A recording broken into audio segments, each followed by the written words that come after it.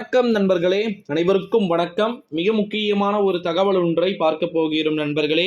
துரைமுருகனை அதிரடியாக பார்த்தீங்கன்னா கைது செய்ததா அமலாக்கத்துறை. ஏங்க, ஒரு மனுஷன் ஊழல் அடிக்கலாம், தப்பெல்லாம் கிடையாது. ஏன்னா ஊழல் அடிக்காதவன் எவன் இருக்கான் சொல்லுங்க?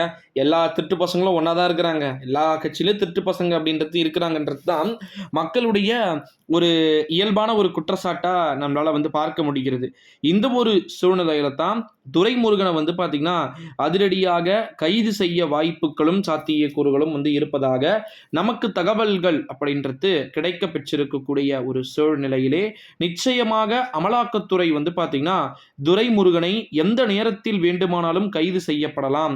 கைது செய்யப்படுவதற்கான வாய்ப்பு இருக்கக்கூடிய ஒரு மிக முக்கியமான புள்ளிதானே துரைமுருகன் அப்படின்னு சொல்லிட்டு துரைமுருகன் மீது சில விதமான விஷயங்களையுமே பார்த்தீங்கன்னா சொல்லி இருக்கிறத இங்க நம்மளால பார்க்க முடிகிறது. அதற்கான வாய்ப்புகளும் மிகவும் அதிகமாகத்தானே இருக்கிறது. ஓகேங்களா?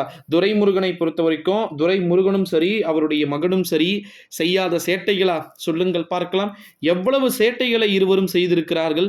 ஸோ இதற்கு என்றே இவர்கள் கைது செய்யப்பட வேண்டிய ஒரு சூழலில் இருக்கின்ற நபர்கள் அப்படின்னு சொல்லிட்டு ஒரு புறம் சொல்லப்பட்டிருக்கக்கூடிய ஒரு சூழ்நிலையில தான் துரைமுருகனை அதிரடியாக கைது செய்ய வாய்ப்புகள் எந்த நேரத்தில் வேண்டுமானாலும் இருக்கலாம் அப்படின்னு சொல்லிட்டு எதிர்பார்க்கப்படுவதாக நமக்கு தகவல்கள் என்பது கிடைக்க பெற்றிருக்கிறது நண்பர்களே.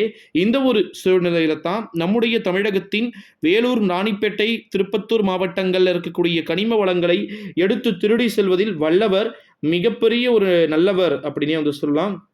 என்ன ப்ரோ மாறி மாறி குழப்பறீங்க அப்படின்னு சொல்லிட்டு நீங்கள் நினச்சிங்க அப்படின்னா, இருக்கிறதுலே ரொம்ப ரொம்ப கேடுகெட்ட ஒரு மினிஸ்டர் அனைத்து விதமான துறைகளிலுமே இருக்கிறார் அப்படின்னா அதை இவரை பார்த்தீங்கன்னா நம்ம குறிப்பிட்டு சொல்லலாம்.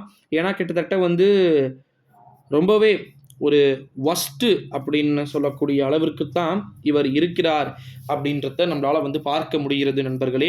இந்த ஒரு சூழ்நிலையில தான் துரைமுருகனை அதிரடியாக கைது செய்யப்படுவதற்கு வாய்ப்புகளும் சாத்தியக்கூறுகளும் இருக்கும் அப்படின்ற மாதிரி எதிர்பார்க்கப்பட்டு கொண்டு இருக்கக்கூடிய ஒரு சூழ்நிலையிலே நிச்சயமாக துரைமுருகனை எந்த நேரத்தில் வேண்டுமானாலும் அதிரடியாக கைது செய்யக்கூடிய ஒரு சூழ்நிலையை அமலாக்கத்துறை உருவாக்கி வைப்பதற்கு வாய்ப்புகளும் சாத்தியக்கூறுகளும் இருக்குது அப்படின்னு சொல்லிட்டு நம்மளாலையும் எதிர்பார்க்கப்பட முடிகிறது நண்பர்களே.